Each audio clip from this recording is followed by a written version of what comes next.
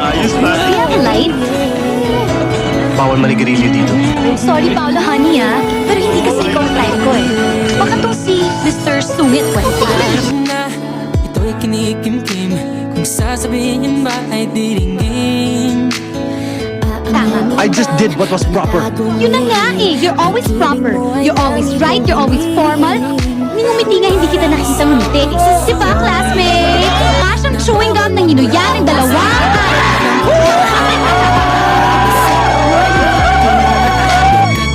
Ano sa'yo? Hinako ko pa to sa council natin, ha?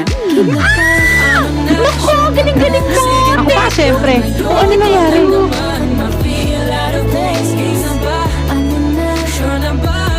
Kinausap niya na ako. Ano? Kinausap ka ni Miguel? Naku, ang dami talaga. Kulang na nga lang, murahin niya ako eh. Ngayon na nainis ko na siya, syempre kailangan ko mag-apologize sa kanya. Di mag-uusap na naman kami.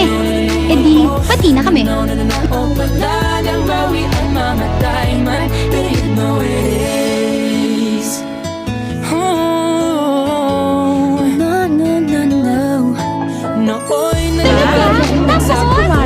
Talagang papatayin talaga ako ng dahil kapag hindi ako umuwi kagad. Para mapilitan niya bigay na na-instant sa bahay. Galing mo talaga, Kaya ako pa. ng kinang ngayon ako'y mapapansin sa iyong liwanag ay iba.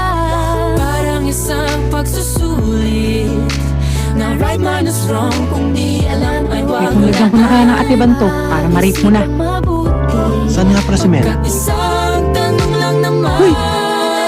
Diyos mo. Anong na? Mela, Sige na, ayoko lang naman makilala. Bye. Ingat.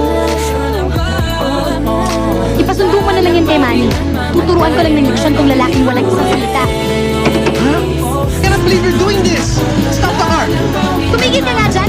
May pa-plane ticket ka pa! Ano ka naman sa akin? Masusuhulan mo? Kumanda ka sa akin ngayon, ha? Going home! Oh, sure!